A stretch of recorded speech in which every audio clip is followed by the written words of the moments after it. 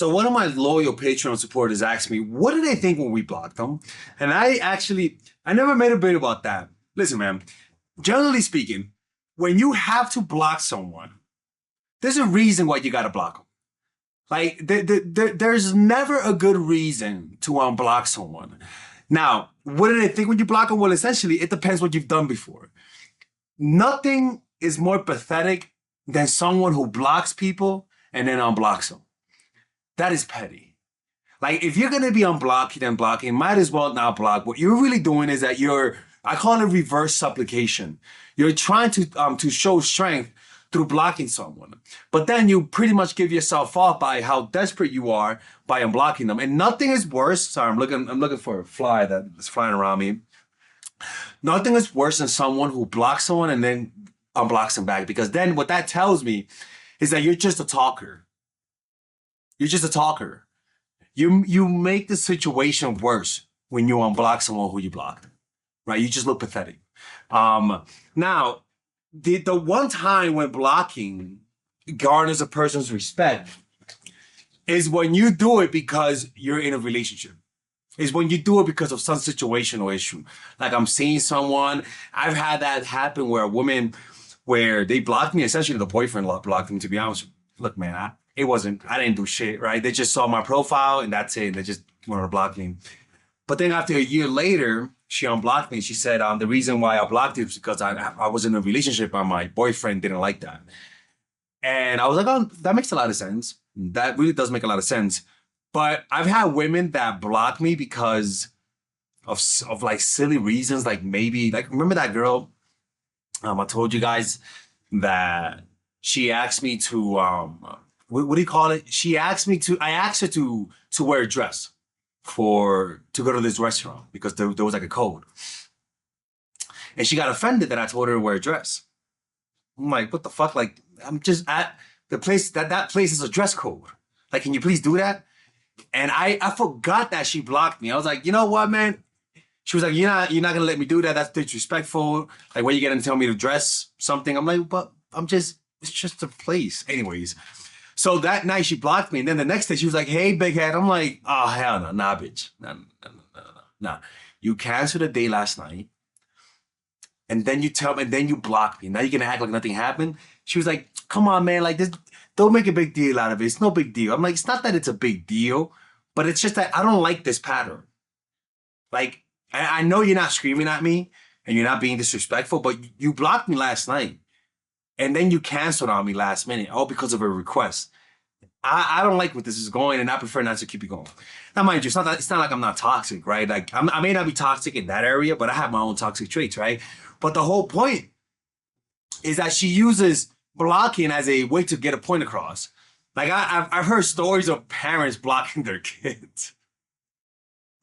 And then I'm blocking them. Like, I was listening to this guy at this meeting that I go to, and like he was talking about how he was like, well, my mom unblocked me the other day, and I'm like, what? Like, I'm just listening to it. So I'm like, parents block their kids?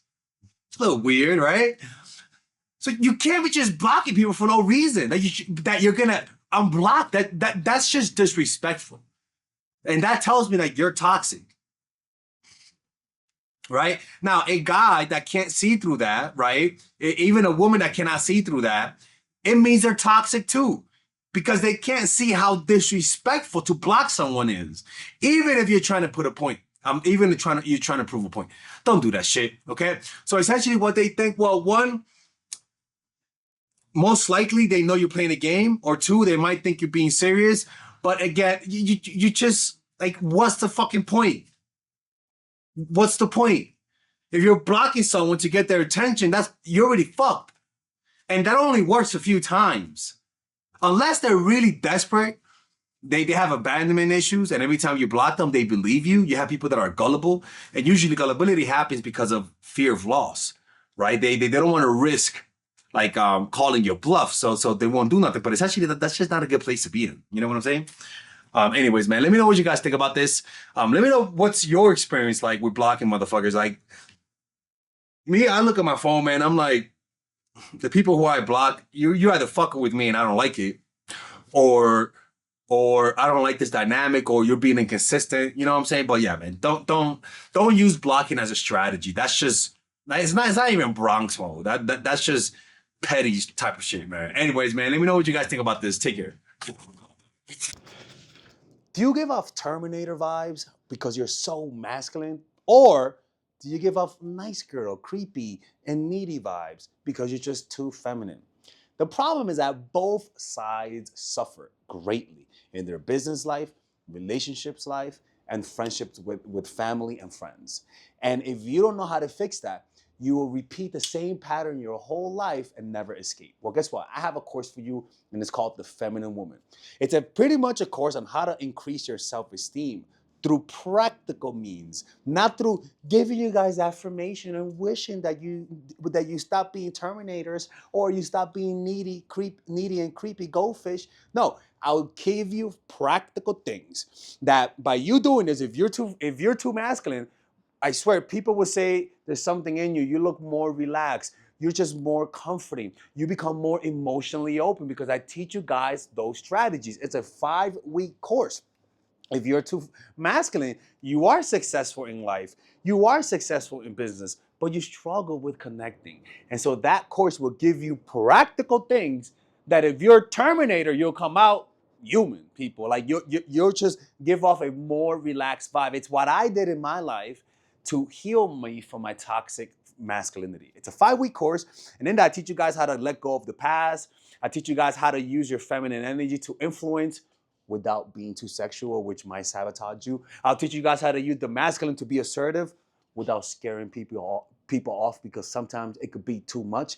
It's a course that balances those things out. Okay, so if you go Bronx mode, I'll teach you guys how to go Beverly Hills mode, right? If you're too Beverly Hills mode, I'll teach you guys how to go Bronx mode, or better yet, South Side of Chicago type of shit. Well, that now you're just a serial killer right there, right? And with this course has a 30-day money back guarantee, and if you purchase it, you guys also get access to my to the Zoom meditation group where we both meditate, or we all meditate on a weekly basis, and you guys get access to the WhatsApp group. And it's really a good course. If you guys don't like it, just ask for your money back. I mean, you guys can see the reviews right here. A lot of people like those reviews, and you'll see the results. And if you don't see the results, then I'll just give you your money back. Like I'm not gonna scam you guys if it doesn't work, but I know it's gonna work. So you do that now. Don't end up like Frida Kahlo. All right? Don't do that shit.